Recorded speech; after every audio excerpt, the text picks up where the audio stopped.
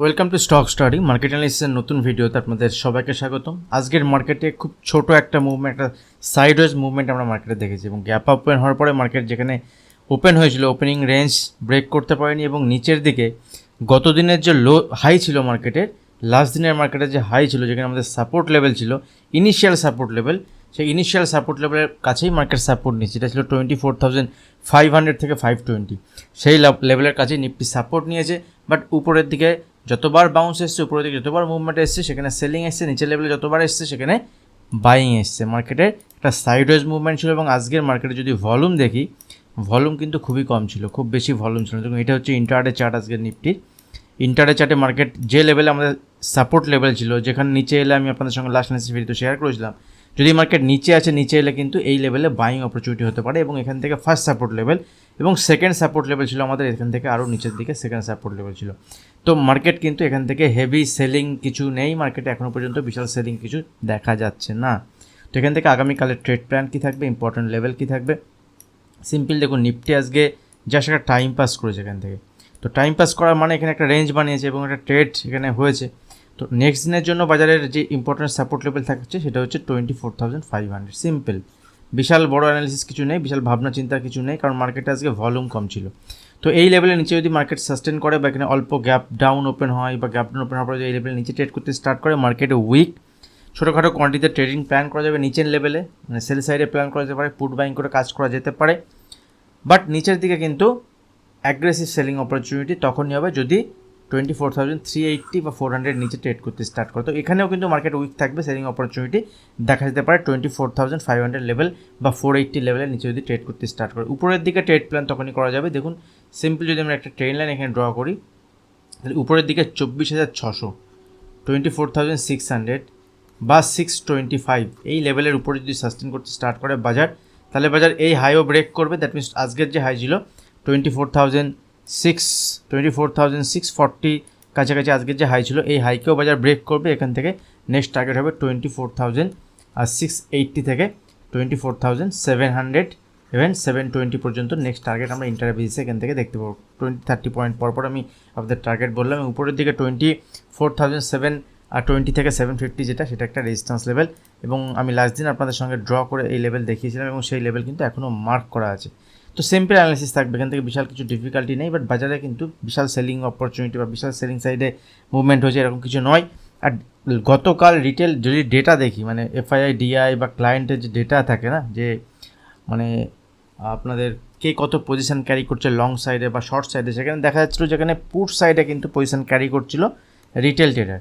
তো রিটেল ট্রেডারের একটা ধারণা থাকে যে মার্কেট উপরে গেলে কেন উপরে যাচ্ছে, আমরা সেখানে পুট বাই করবো, আর নিচে গেলে মনে হয় যেন যে কেন নিচে যাচ্ছে এখানে কল বাই করবো। বাট ওভারনাইট মার্কেট আমরা দেখছি লাস্ট 10-12 দিন 15 দিন ধরে একটাই সিনারিও, মার্কেট যখন এখান থেকে গ্যাপ ওপেন হচ্ছে, গ্যাপ ওপেন হওয়ার পরে মার্কেট নিচে চলে আসছে, আর গ্যাপ ডাউন ওপেন হলে গ্যাপ ডাউন ওপেন হওয়ার পরে মার্কেট উপরে চলে যাচ্ছে।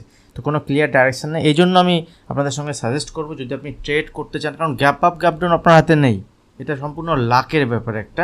কখনো কখনো বা প্রেডিকশান যদি আপনি করেন, প্রেডিক্ট করা যায়, বাট সেটা 15% 20% টাইম আপনি ঠিক হবেন।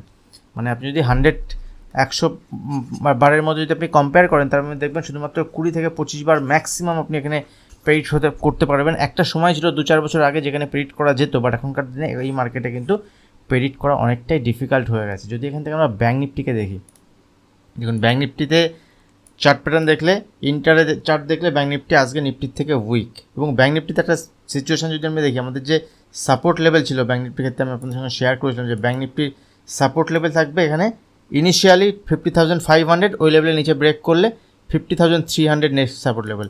আজকে ব্যাঙ্ক নিফটির লো হচ্ছে 50,300-এর কাছাকাছি। যদি ইন্টারের চার্ট আমি ওপেন করি, 5 মিনিটের চার্ট দেখুন, 5 মিনিটের চার্টে ব্যাঙ্ক নিফটির থেকে উইক ছিল, কারণ নিফটিতে রিলায়েন্সের একটা সাপোর্ট ছিল বা অন্যান্য কিছু আইটি সেক্টরে, আইটি স্টকের টিসিএসের একটা সাপোর্ট ছিল।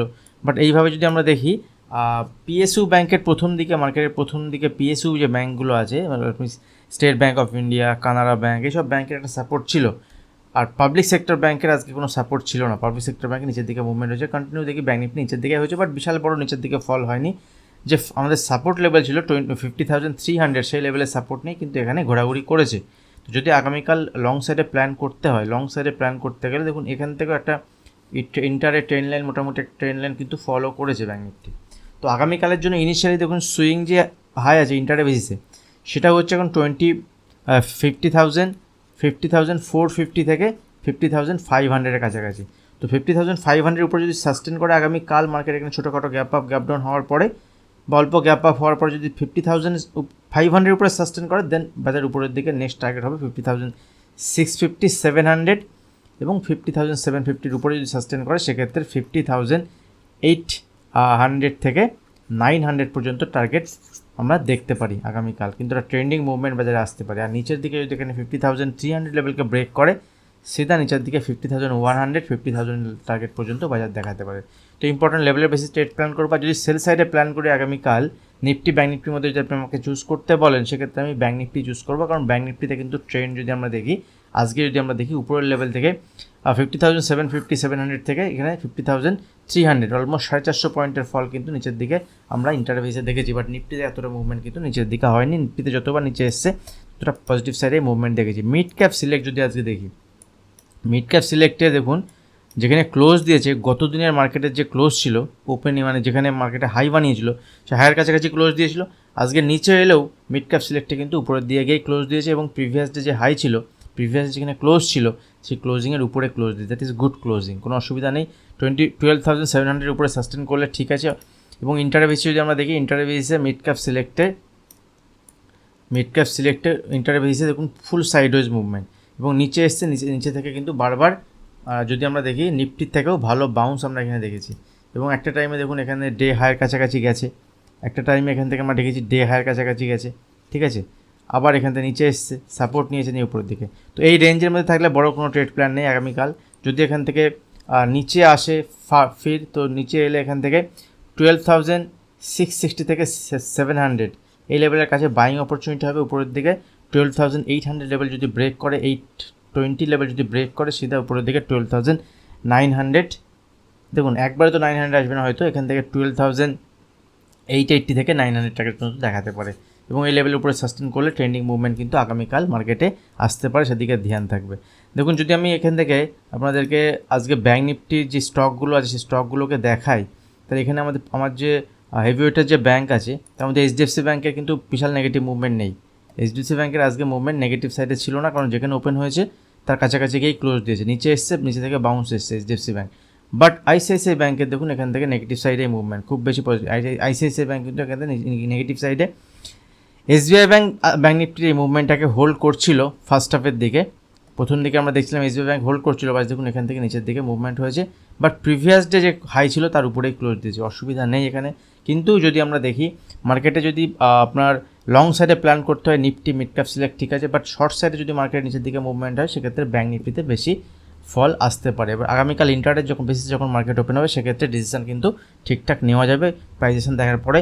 আর বড় গ্যাপ আপ গ্যাপ ডাউন হলে সেক্ষেত্রে প্রাইস অ্যাকশন তৈরি হতে দিন, মার্কেটের 15 মিনিট আধ ঘন্টা সময় কাটাতে দিন, মার্কেটের একটা রেঞ্জ বানাতে দিন, দেন তারপরে ইন্টারভিউসে ট্রেড প্ল্যান করা যাবে। ভিডিও ভালো লাগলে অবশ্যই লাইক শেয়ার কমেন্ট করবেন। এখন যে চ্যানেল সাবস্ক্রাইব করেন চ্যানেল সাবস্ক্রাইব করে বেল আইকন প্রেস করবেন। আজ ভিডিও এখানে শেষ করছি, দেখা হবে নেক্সট ভিডিওতে। ধন্যবাদ।